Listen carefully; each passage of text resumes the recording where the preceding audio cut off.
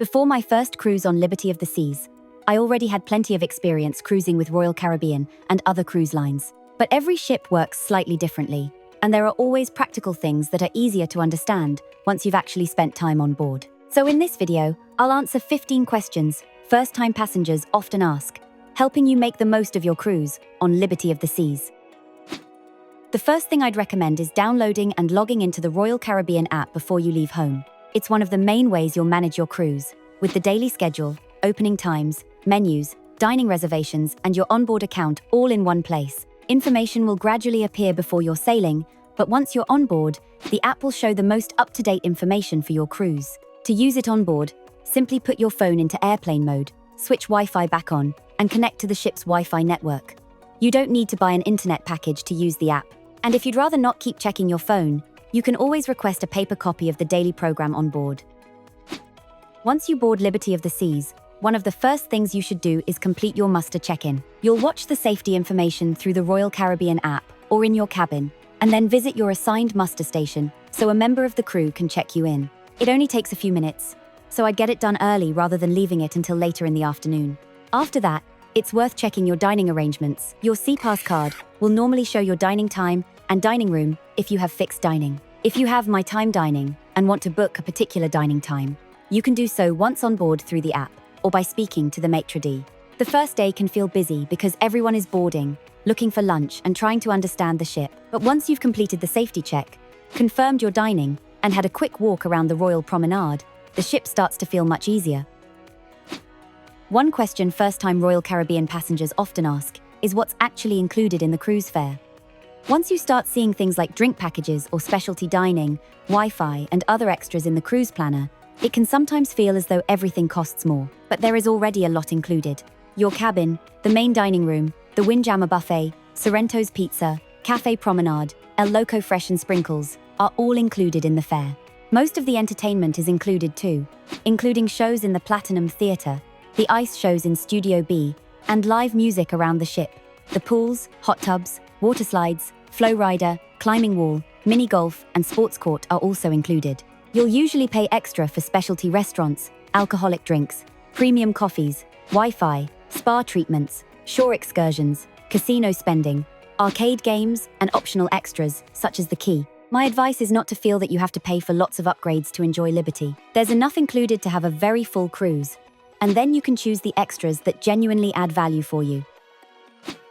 Dining on Royal Caribbean can feel slightly confusing at first because the main dining room is spread across several decks and there is more than one dining arrangement. When you book, you'll usually choose either fixed dining or My Time Dining. With fixed dining, you'll have the same dining time, the same table, and usually the same waiting team each evening.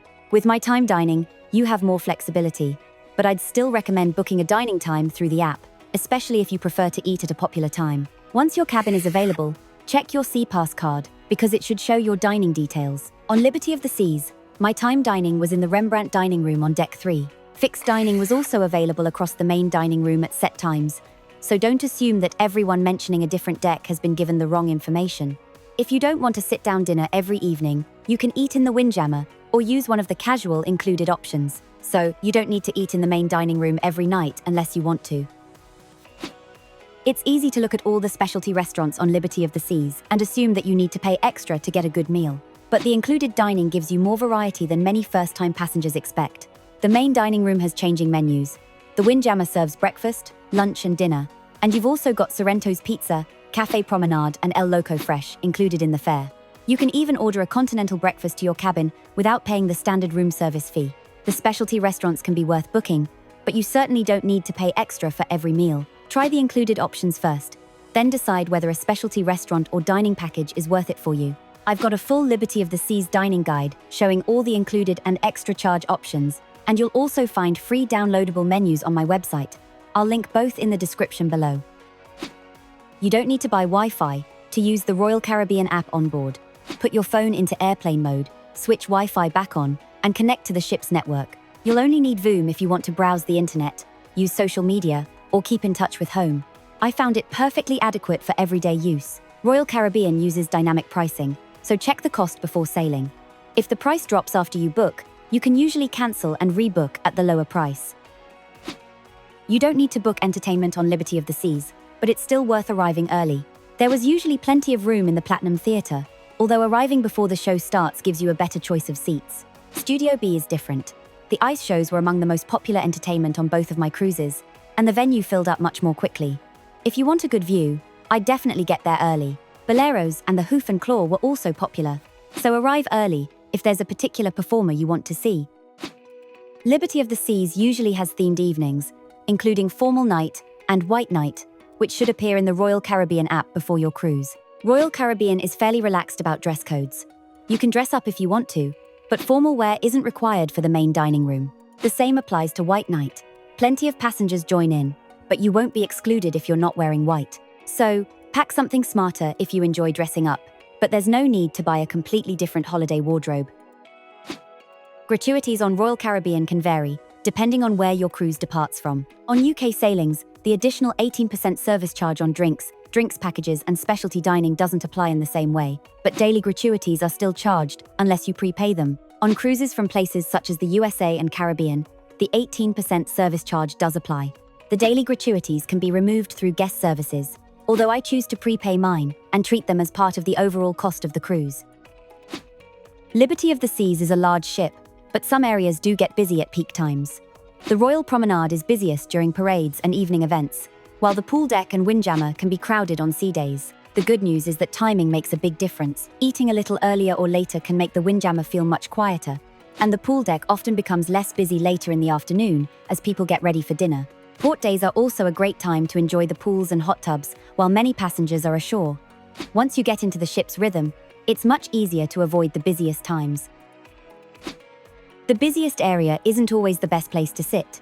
Most passengers head straight for the main pools and lime and coconut, but quieter sunbeds can often be found further along the deck or one level up. The adults-only solarium is another calmer option, although it can still get busy on warm sea days. Inside, Olive or Twist has large windows, excellent views, and is usually much quieter than the Royal Promenade. The Star Lounge on Deck 5 is another good option, and I often found it easier to get a seat there than in smaller venues such as Boleros or the Hoof and Claw.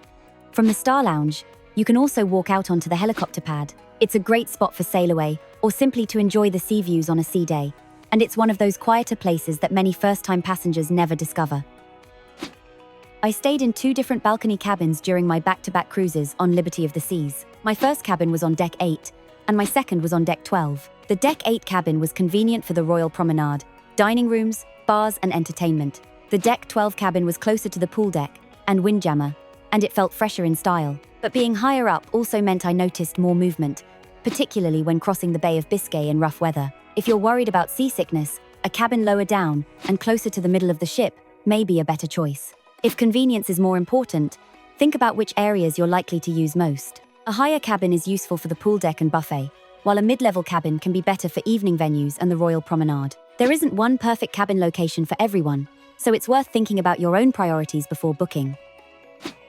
One thing to know before you pack is that Liberty of the Seas doesn't have a self-service launderette. You can use the ship's laundry and dry cleaning service, but there's an extra charge. If you're cruising for a week or longer, it's worth packing enough clothes or bringing a small amount of travel wash for any items you want to wash in your cabin. Royal Caribbean sometimes offers a laundry bag promotion on longer sailings, but this can vary from cruise to cruise. Apart from clothes for the themed evenings, there are a few practical things worth packing. Bring swimwear in your hand luggage on embarkation day, so you can use the pools, hot tubs, and water slides without waiting for your main suitcase. A light layer is useful because Studio B, the Platinum Theatre, and some of the bars can feel cool in the evening. Royal Caribbean cabins use American-style plug sockets, so check what adapters you need before you travel. And, because there isn't a self-service launderette, pack with that in mind, particularly on a 7-night cruise. You don't need to bring pool towels because they're provided on board, although remember to scan them back in when you return them. Your cabin steward can help with extra hangers, ice, and small cabin requests, while the dining team can explain menus, dietary requirements, and how fixed or my time dining works. If something in your cabin isn't working, report it rather than waiting to see whether it improves. And if you're unsure where a venue is, whether an activity needs booking or how something works, just ask a member of the crew. Liberty of the Seas is a large ship, so asking early can save you a lot of time trying to work everything out yourself. Those are some of the most common questions first-time passengers ask about Liberty of the Seas. But But before you sail, you'll also want to know what's on board and where to find everything. So next, watch my full Liberty of the Seas ship tour.